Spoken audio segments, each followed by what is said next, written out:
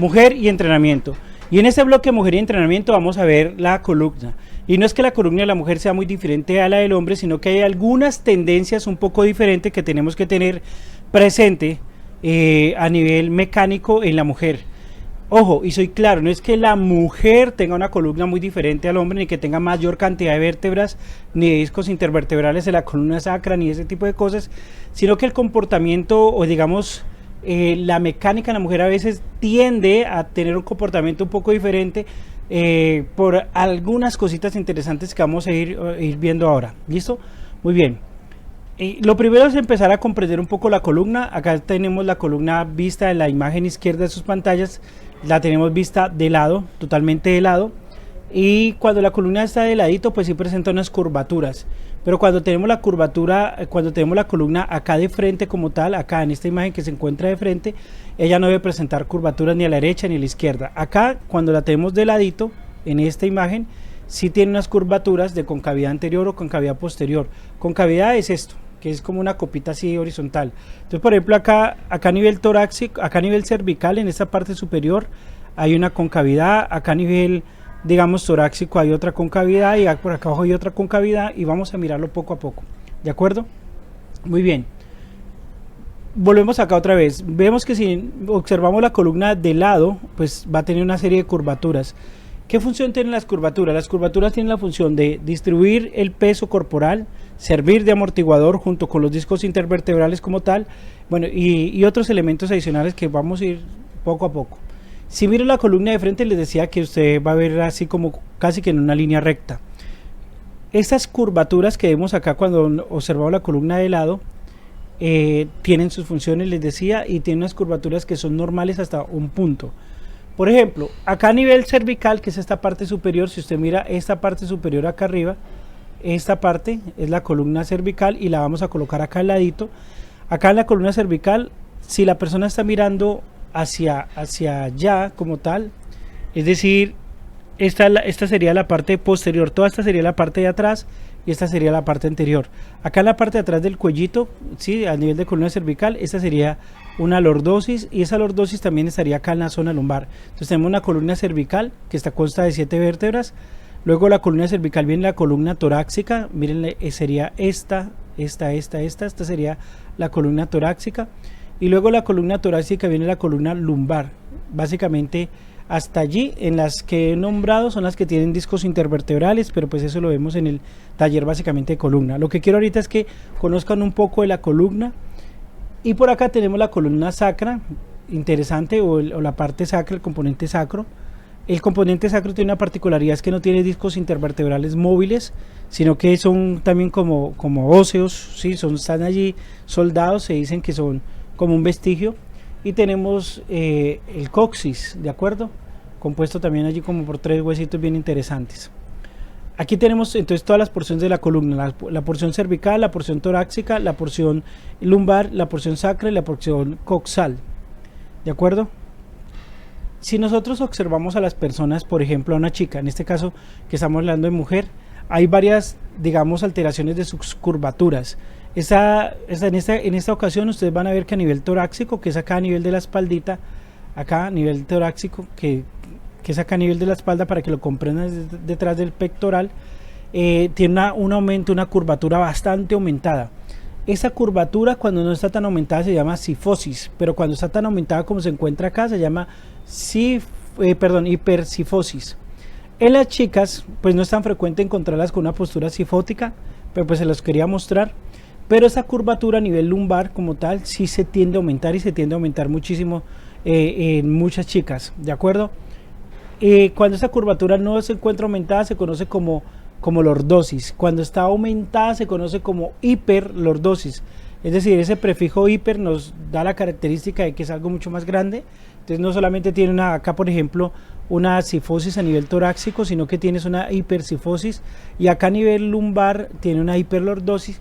Pero lo que quiero es que observen algo importante que también sucede muchísimo en las chicas, es que aquí hay una retracción abdominal, una hiperlordosis, observenla acá, y el abdomen se encuentra totalmente contraído. Eso le resta espacio acá a las vísceras De acuerdo, muchas veces, y esto pasa muchísimo, eso fue estudiado hace mucho tiempo, entre varios reflejos, el reflejo de la acción y el reflejo de la retracción, y eso pasaba en muchas chicas, por ejemplo, cuando se entraban a la pubertad y por allá a la adolescencia, que paraban un poquito la colita y al parar un poquito la colita para verse más prominentes, pues aumentaba la curva lordótica, ¿de acuerdo? Sí. Y también sucedía que como no quería que se notara como el abdomen, entonces lo que hacía era que lo distendían bastante. Entonces, claro, tenían aumento de la presión a nivel de la curva, a nivel, perdón, tenían aumento de la presión a nivel de la curvatura, al aumentarse la curvatura lordótica, acá en estos músculos de la espalda también, y tenían aumento de la presión porque mantenían con el abdomen contraído, no era su postura normal, entonces cada vez hacían muchísimo más pequeños, digamos, como su vientre, y presionaban de forma como patológica o desordenada, y eso sigue pasando, ¿no? Hay chicas que inclusive usaban fajas y este aumento de la lordosis se da muy fuerte y hacen mucha presión a nivel visceral, y las presiones a nivel viscerales inclusive pueden generar algunas discopatías, ¿de acuerdo? Esas hiperpresiones alteradas. No estoy diciendo que el usar faja sea malo ni que te va a generar discopatía, sino que algunas, digamos, alteraciones de los discos vienen dado a nivel mecánico, vienen dado también por el comportamiento de las vísceras.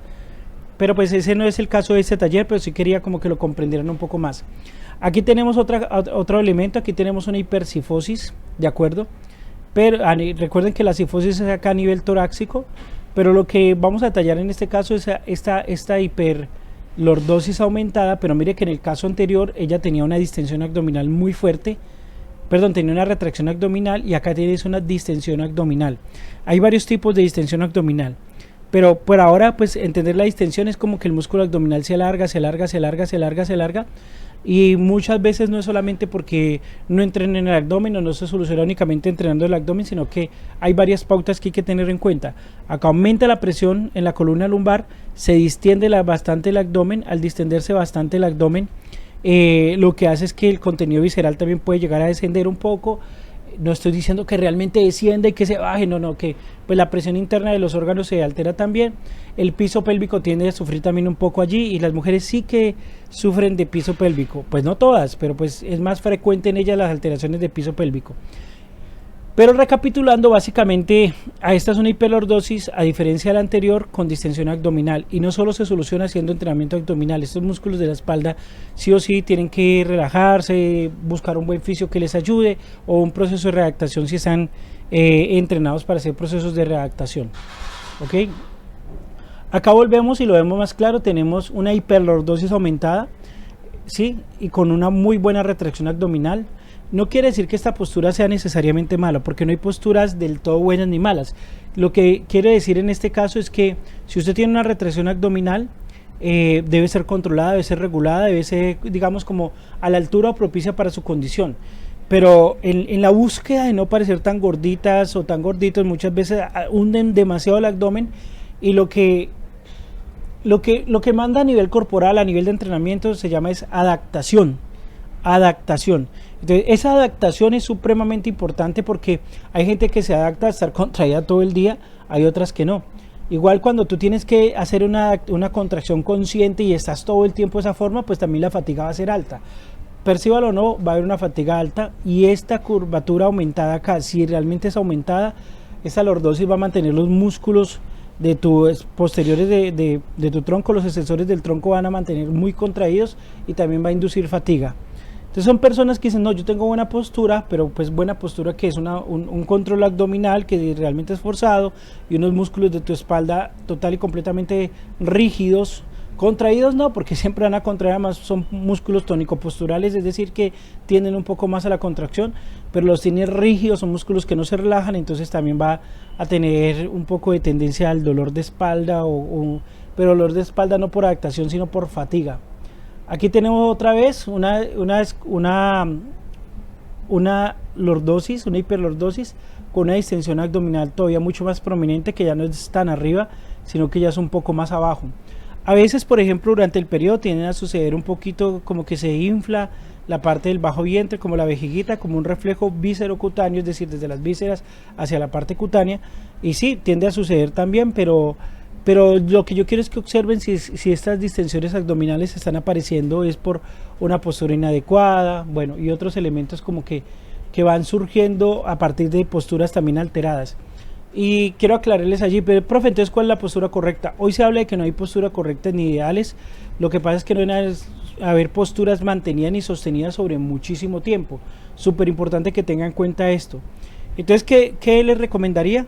Solamente que ustedes empiecen como a comprender, no a volverse expertos en posturas si no quieren hacerlo, pero sobre todo sí observar cuál es la postura del abdomen y cuál es la postura de la columna, si hay un aumento significativo, y ahorita no vamos a decir cuántos grados sí o no porque requieren muchísimos más elementos para poderlo observar, pero en este seminario sí quería que ustedes comprendieran que esto puede darse, y al darse esta distensión abdominal generalmente puede ocurrir algo que se llama anteversión de pelvis, puede fallar también un poquito la manera en que está articulando la cadera, puede generar varias tensiones adicionales.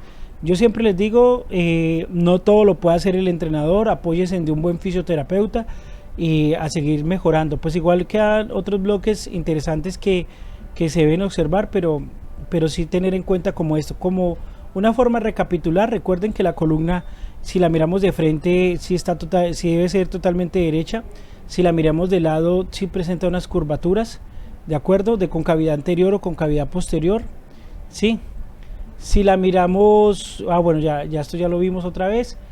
Recuerden que tenemos una porción cervical que está compuesta por 7 vértebras, que esta es esta parte inicial acá, ¿de acuerdo? Tenemos una porción torácica, no dorsal. Dorsal es lo que se encuentra atrás, en el dorso. A nivel de vértebras se conoce como vértebras torácicas, ¿de acuerdo? En este caso son 12 vértebras. Hay una vértebra que se diferencia un poco de las demás vértebras torácicas por algo que es la apófisis espinosa. Tenemos 5 vértebras lumbares, y hasta este punto tanto vértebras cervicales como vértebras torácicas y vértebras lumbares tienen discos intervertebrales, ¿de acuerdo? No todas las cervicales, pero sí la gran mayoría.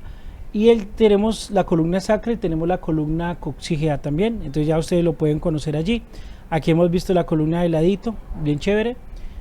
Y ya la idea es que ustedes poco a poco van integrando. Otra vez como repaso, acá tenemos un aumento de la curvatura a nivel torácico, una hipercifosis torácica con una lordosis lumbar y retracción abdominal.